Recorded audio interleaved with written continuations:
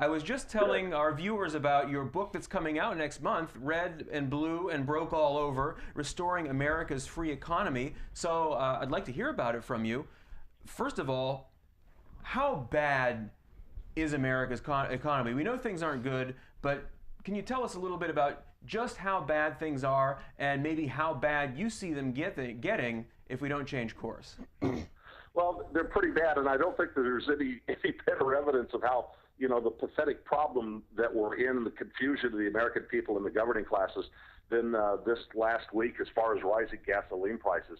Gasoline prices, as everybody knows, have been rising. We're paying prices that would have shocked people not too many years ago. And yet on Wednesday, the House Minority Leader, Nancy Pelosi, put out a statement blaming it all on speculators. Okay, let me see if I understand this.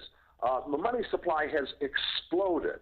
They are printing money like crazy. M2 is up, 30% since the recession began. M1 is up 10% over the last year. The money supply is exploding like crazy. They're printing a lot more money. It's like a bumper crop of oranges. The more oranges there are, the less they're worth. The more paper money they print, the less it's worth. And so gasoline prices are going higher, and they say it's the fault of speculators. And then we're impeding supply. We have the Persian Gulf thick with warships. We have an effective oil embargo on one of the largest oil producers on the planet. And so somebody is surprised that the price of gasoline is going up. I mean, these people, Republicans and Democrats alike, that have been in charge of this state institution of ours are absolutely out of their minds. And they're like the Pied Piper of Hamelin. They play this tune, and the American people have been willing to march right along to their destruction. Why do you think they let this happen? I mean, why do you think they don't change course? I mean, people are going to be angry. They're going to want to throw these guys out of office when gasoline skyrockets. They can't afford the things they want to buy anymore. Why does this get perpetuated without end like this?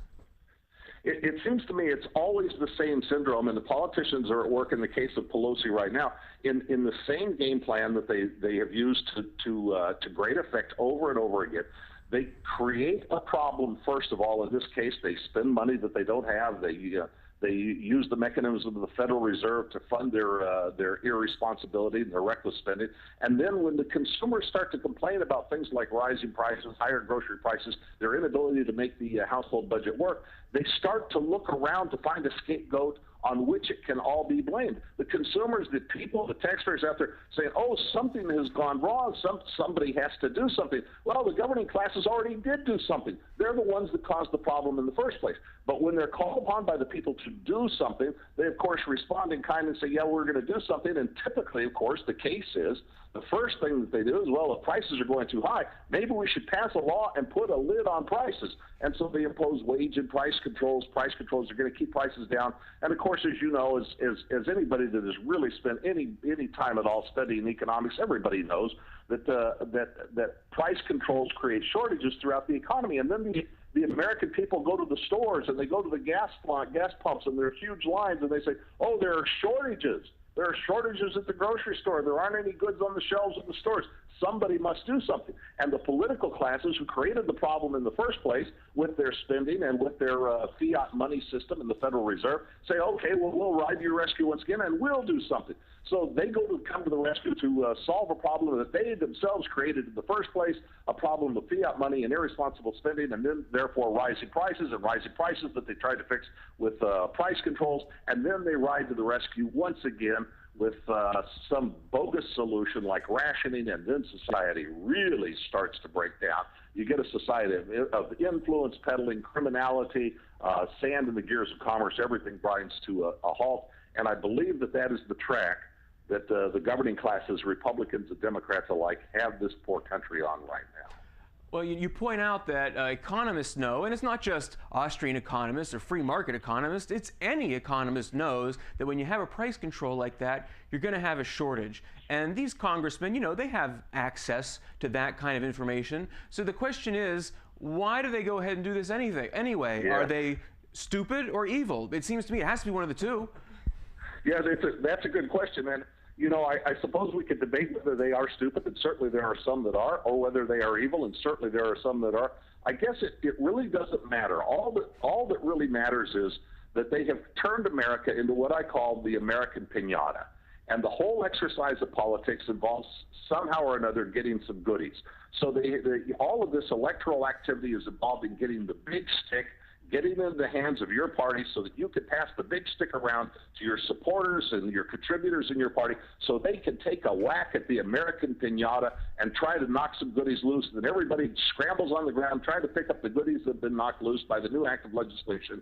And there's the mainstream media, right? The mainstream media is just like the mariachi band at the piñata party. And they're keeping festive spirits high and trying to keep people entertained to believe that this is what government is supposed to be all about. And before long, the American piñata has been, the piñata itself doesn't survive this party.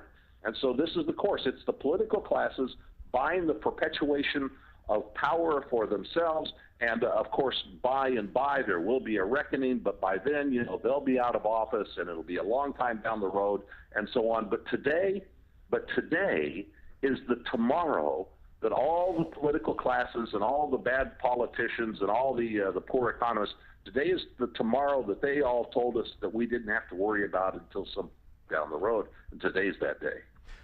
Well, the subtitle of your book is Restoring America's Free Economy. So the question is, if they're not going to keep doing all the bad things, what would you have them do instead? What are the first things that you would have our Congress and our president do to get us on the right course and get the economy restored to the best possible position as quickly as possible? Well, since you're asking me, I'll tell you what my answer is. They would all resign. Just leave us alone. Let human beings have a prosperity dynamic. Human beings seek to better their condition.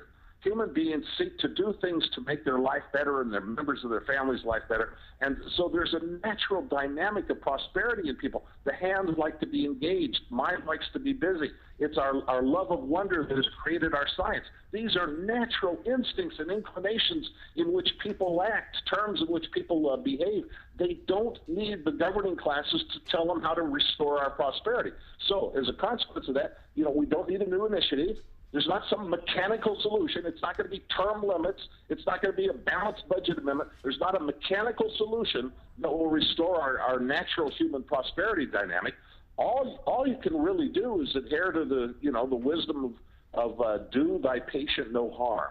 Get the government the hell out of the way and let us recover our prosperity by ourselves. Thank you very much. Well, they're telling me we have to wrap up this interview, but I want to give you 30 seconds or less or so to say, what are the prospects? They're not going to resign, so will we get this economy back on track? Well, I think we've got a lot of suffering to go through. Look, the debts are very real. The money has been spent. It's not as though there's such a thing as a free lunch, that they can spend the money, that the Fed can blow up the adjusted monetary base as it has done without a consequence. All of this stuff has consequences, and so we have these consequences coming our way. And in public life, as we all know, there's only one person who understands this and has been warning the American people and can help us ease through the consequences of all these generations of reckless political behavior by the Republicans and Democrats, and that one individual is Congressman Ron Paul. Charles Goyette, thank you so much for being with us. This has been great. Great to speak with you guys. Thank you so much for what you're doing.